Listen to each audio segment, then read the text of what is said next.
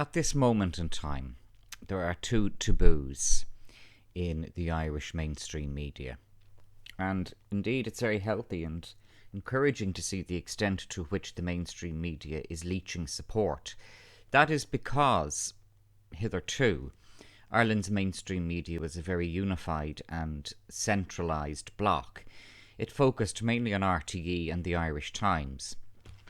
For many, many years, particularly from my childhood, I remember that the Irish Times was noted as being erudite and as being diverse in the best way, that it gave different voices to lots of different types of people, that it was always looking for a new story.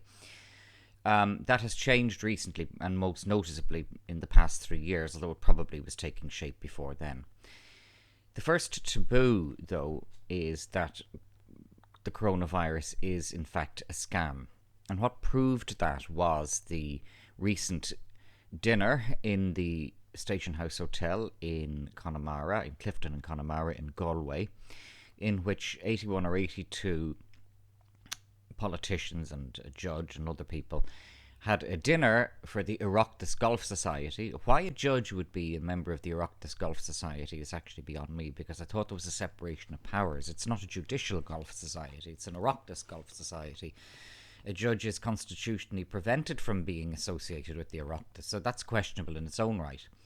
But this dinner proved something. It proved that these people knew that coronavirus is a scam and that there was nothing for them to worry about, because they're not the type of people who would put themselves at risk. They're not known for their bravery.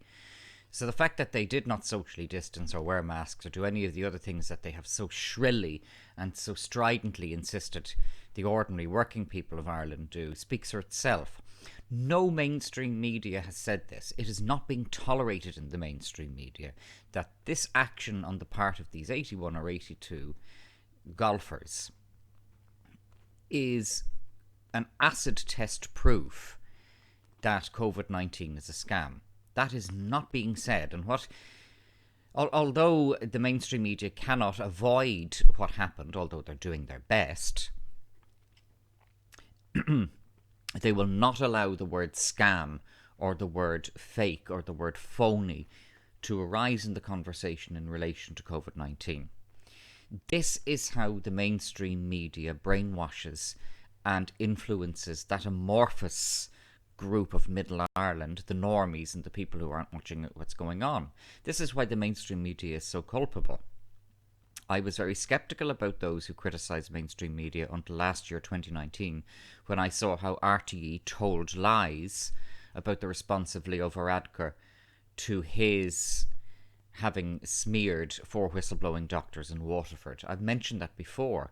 I'll come back to that an awful lot, because it was the first red pill moment I really undoubtedly had in relation to RTE. Up to then, I would have been inclined to give them the benefit of the doubt, and besides, I didn't like the tinfoil hatters anyway, and I still don't. But that was my own, using my own eyes and ears. I said, no, RTE is telling lies. RTE was lying about the response of Leo Varadkar to the objections to his attempts to smear 4 whistleblowing doctors. Interestingly, RTE's lies are in favour of Varadkar. And you don't look back from a situation like that. You cannot take yourself back to what you were before then. Not that I would want to.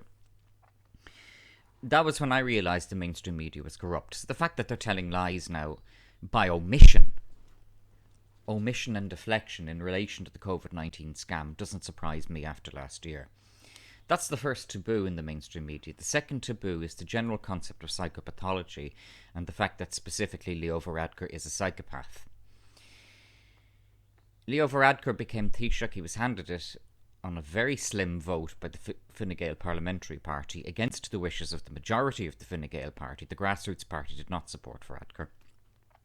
Varadkar was handed the post of Taoiseach in 2017. From the outset, although beforehand it was apparent as well, but very clearly from the outset it was obvious that Varadkar was not up to the job. So as well as being a narcissistic fantasist, as well as being childish, as well as being exceptionally embarrassing in his conduct, the most universal feature of psychopaths, they all have it, is incompetence. And Varadkar was incompetent whenever he'd be challenged occasionally weakly, he would lie, or he would abuse, or he would obfuscate, or he would try and divert and deflect. He's still doing that. Micheál Martin is not a psychopath, but he's just an exceptionally weak, desperate, clingy man. Martin himself, although not a psychopath, is a career politician, and in his own way that's almost as bad. Varadkar is a career politician as well. Micheál Martin wanted to become Taoiseach above all else, and it was that neediness that Varadkar sucked upon, leeched upon, preyed upon. So Micheál Martin has now become Taoiseach in name only, and Varadkar has spent Micheál Martin's entire time, it's been about 2.5 months since Martin became Taoiseach, Varadkar has been undermining Martin from the start to the finish, using the enabling of RTE and the Irish Times. When Varadkar became Taoiseach in 2017, if Micheál Martin had had one iota of spine, one iota of gumption, he would have collapsed to the government of Varadkar there and then. But Martin does not have it. And the one thing Martin could have collapsed, one credible thing that would have resonated with the Irish public, was the overspend in the Children's Hospital in Dublin. That resonated a lot with the Irish public, and Martin was silent on it. Okay, they talk a lot in the Dáil. These politicians will tell you, but I raised it in the Dáil. Did you collapse Varadkar's government? You could have.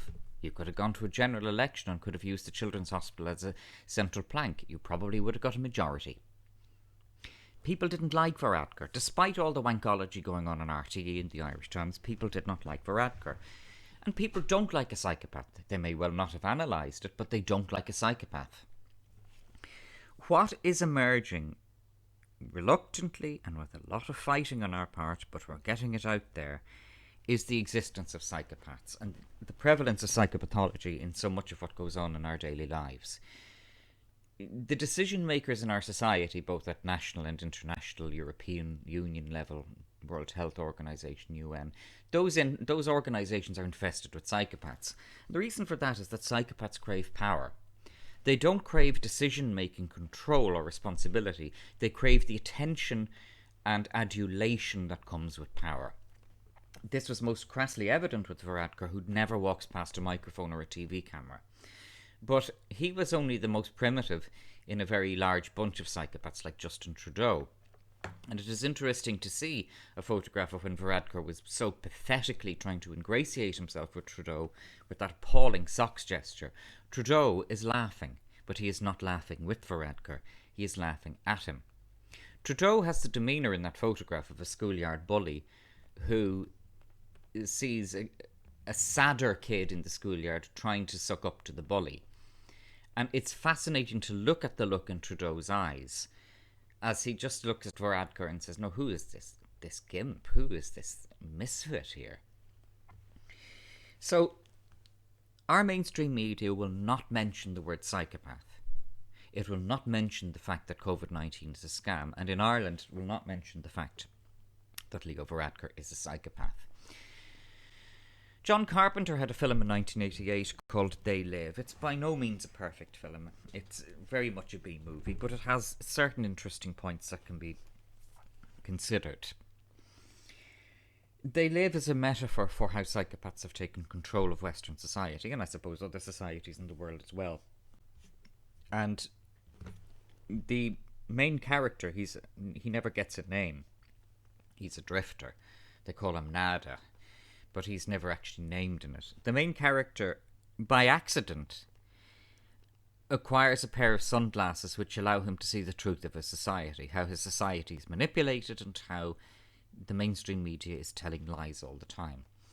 And that has become something of a crude metaphor for when people actually wake up to what's going on. For me, that had been happening over a long period, but my final moment was last year, 2019, when I saw RTE telling lies about Varadkar and the whistleblowing doctors in Waterford. That for me was the black glasses moment. The film The Matrix uses the metaphor of the red pill, but they're actually the same thing. And more people are becoming red-pilled and are wearing the black glasses.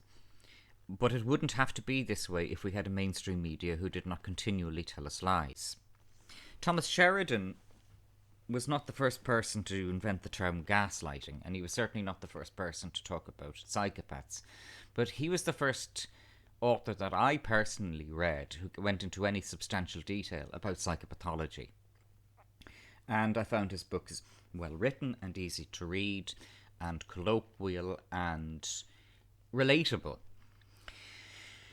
And what is emerging now in Ireland with the COVID-19 scam and with the way the mainstream media has behaved over the past 3 years with Varadkar is that in fact we're coming to the end of a cycle in which we have been groomed for a very, very long time by politicians and business leaders, bankers and those ones, and the mainstream media.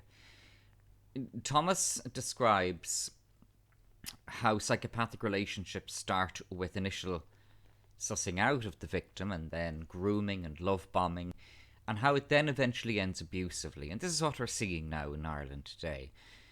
Simon Harris was a diabolically bad Minister for Health and is a diabolically bad individual. But he has actually been succeeded in the position of Minister for Health, believe it or not, by a being that is worse, Stephen Donnelly. Stephen Donnelly is the type who would enjoy grassing on Jews in 1940 who were hiding from the Nazis. That is the character of Stephen Donnelly.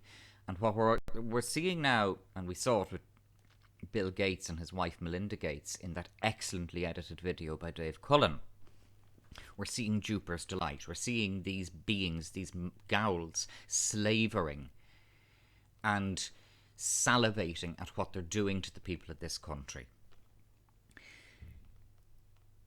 So those are the takeaways.